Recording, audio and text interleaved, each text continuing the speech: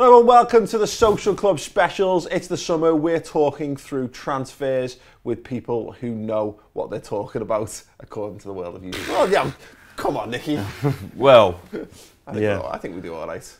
Yeah, I think we do all right. Yeah, as a whole. As a whole. So yeah, Nicky Hawkins, West Ham Fan TV.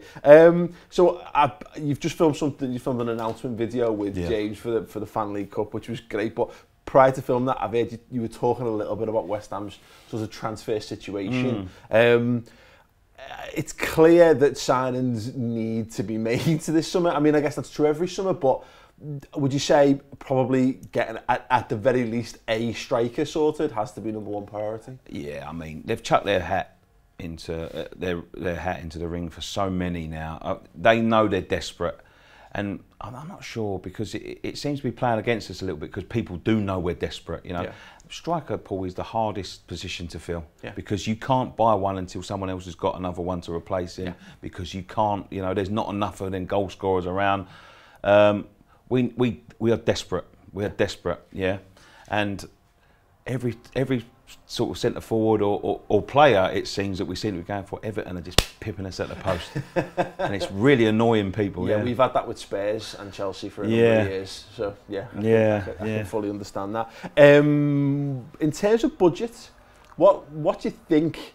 Word on the grapevine, do you think West Ham are looking to have as a pot to spend this summer? Well, it's weird because I've heard beginning of the transfer window when it all started sort of kicking off, you know, we're going to have between 70 and 80 million to spend, which sounds a lot, but in this day and age, it doesn't buy an awful lot, does it? Especially when you need real quality to come in. But then the other day, I was listening to an interview. I've been away for the week, so I've been trying to sort of distance myself away from it. People are starting to panic. I'm saying, you know, don't panic yet. People playing in tournaments, people are away on holidays. It all starts to kick off. It was yesterday, actually, 1st of July. So don't panic yet.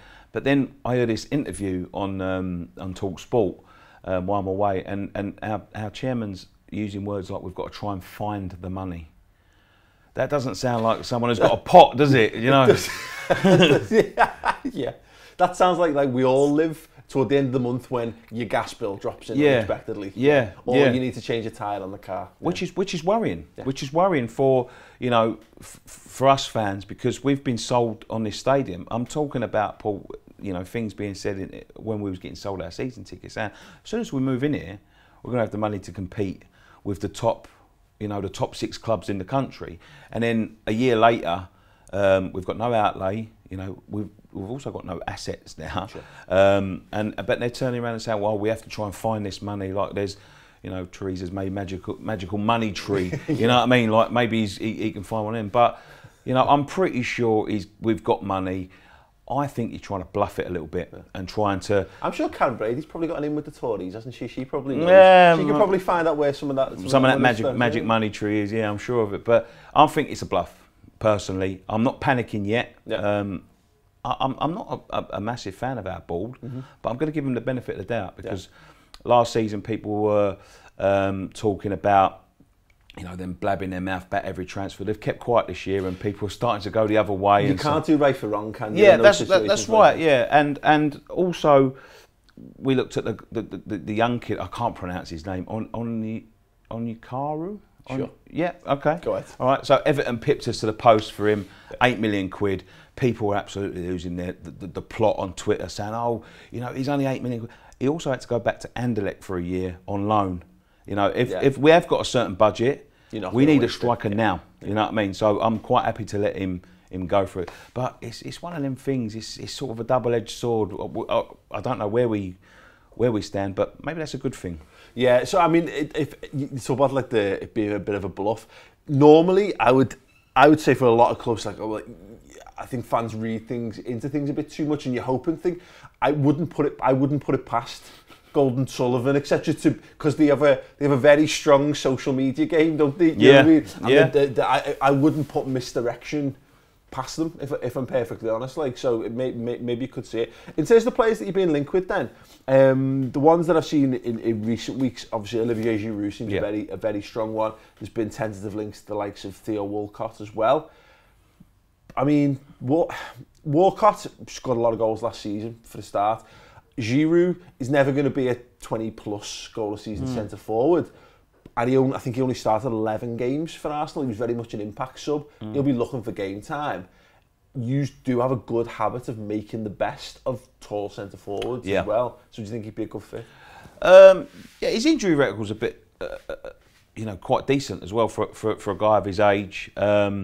Wait till he comes to us; it'll change, of course. But no, if we can get, I think he's a quality player. I mean, he's scored some quality goals. He's good with his feet as well as in the air. He's a bit like Carroll. Carroll's unplayable in his day, but he don't play enough. Yeah. Giroud can play. He just seems to get left out by Arsenal rather than spending time on the sidelines, injured and whatever. Yeah, I think he's a good fit for us. Definitely a good fit for us. I said that about Benteke last year. I thought he would have been a good fit for us as well. We seem to have a habit of letting these people go to other clubs, but I think Walcott would be a good signing as well. Yeah. One thing we're missing someone with that little burst of pace, and he's certainly got that. People questioning his injury record. I looked into it; wasn't that bad. Yeah.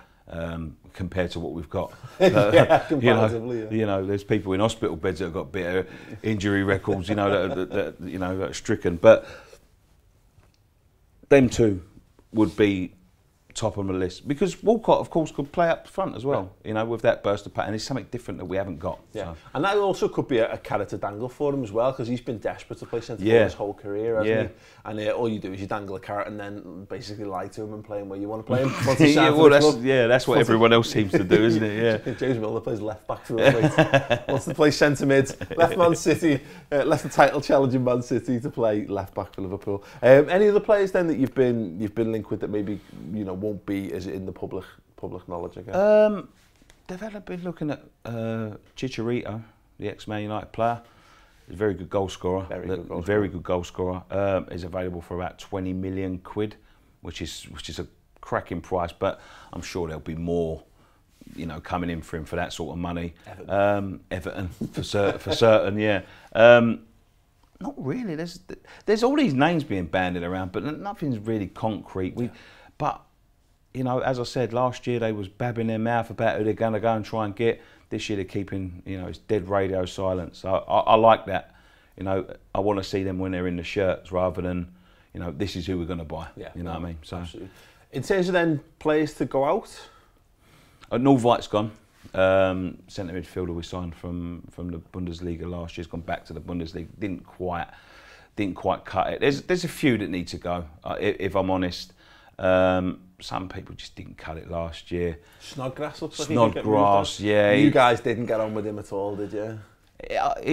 I can quite honestly say it's probably one of the worst signings I've ever seen, and I've seen some, Paul, and I've seen some, mate. You know what I mean? You remember the Harry Redknapp wheeler dealer days? TT Kamara. There's a name. TT Kamara. He was awful for us. He was great for us. Yeah. Terrible for you. But no, I've seen some terrible signings, but. Honestly, he's got to be up there with the worst. He's lazy, doesn't look like he knows what to do.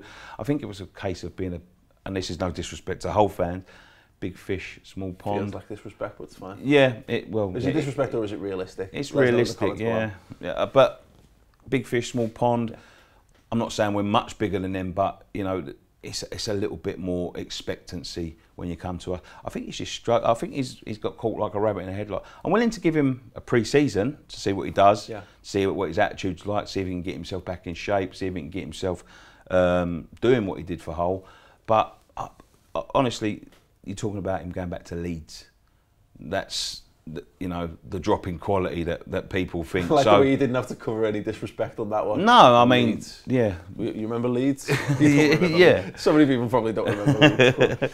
But yeah, they're talking about him going back there, so that just shows you sort of what level they think he's at now, that Leeds think they've got a chance of getting a player that we just signed for 12 million quid. Amazing. 6 months ago. Yeah, so I mean, ultimately, the window has only just opened. Are you feeling you still feel optimistic for the season ahead? Yeah, I am. No, I am. I think we struggled last year. We had a lot of problems last year. We moved stadium, which is always going to be a problem. Mm-hmm. We didn't settle in there quite as quickly. We also fan unrest, just club unrest. Because they've been spouting their mouths off about who they're going to sign, and we never got anyone. It just started the season in the back, and then you've got Payet the Payet saga, refusing to play, best player don't want to play, blah, blah, blah. We ended the season quite strong in comparison. I mean, I was thinking back, we was looking back at the season a couple of days ago, and I was thinking, I can't remember too many good games, you know. We scraped games and things like that, but the last month, I think we started to play football again. People like Andre Ayew started to find their feet a little bit. Faguli started to find his feet a little bit, who had been terrible all season. But I think just a couple of additions of quality. Last year there was a lot of dead rubber bought in the team, as well as, you know, a couple of gems in there. Yeah.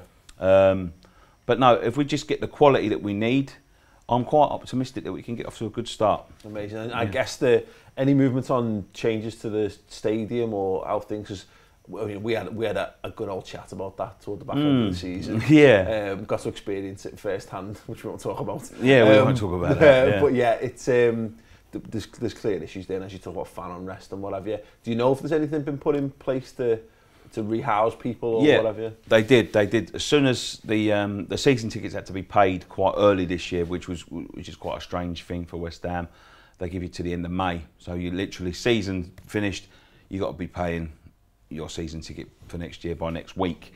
But that was because they've got this whole system. You had a chance to, because they just basically shoved everyone in a bowl and shook them up. You know what I mean? Like, you know, like hungry hippos or something.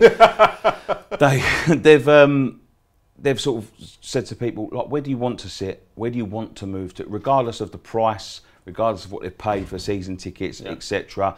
Where do you want to go? And they've started moving people now. So we should see a lot more like-minded fans in like-minded places, if that makes sense. Yeah, absolutely. Yeah, so fingers crossed. Fingers crossed, mate. I'm quite optimistic though. Yeah. It'll never be Upton Park, but we can make the best of what we've got. Well, no, it is a fantastic arena potentially if they get it right. Yeah. And you know, I think the sky's the limit potentially. Yeah. Well, Nicky, thanks very much. Enjoy your summer. Thanks, mate. Cheers. Thanks very much for it. Literally flown in to do this show. Yeah. Straight from Greece, mate.